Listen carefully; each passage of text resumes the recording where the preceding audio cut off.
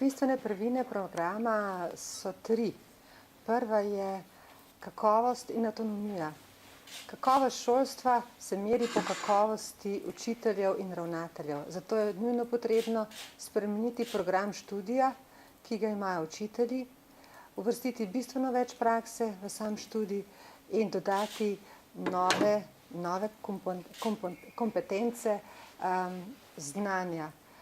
Zagotovo je to znanje o posebnih potrebah, zagotovo je to znanje psihologije, komunikacije in pa retorike.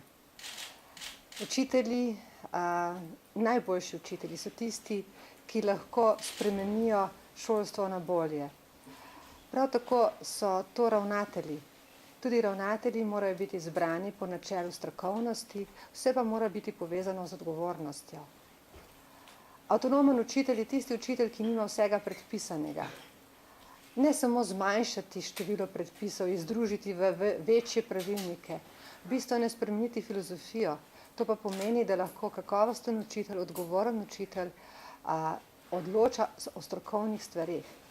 Da se iz šol umakne, ne povsem se ne da, pa vendarle v veliki meri zakon o upravnem postopku.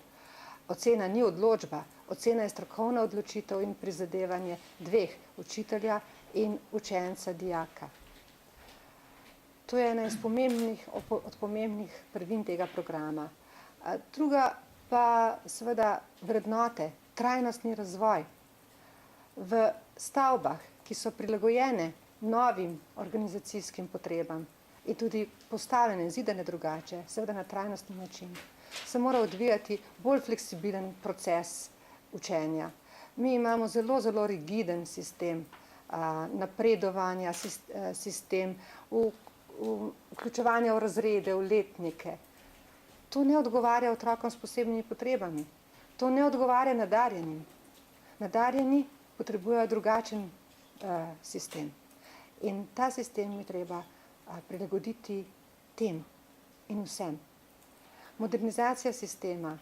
Imamo kopico inštitucij, saj veste, to je Zavod za šolstvo, pa je Center za poklicno izobraževanje, pa CMEPIUS, pa Šola za ravnatelje, da jih ne naštevam, tako nekje 8 jih je.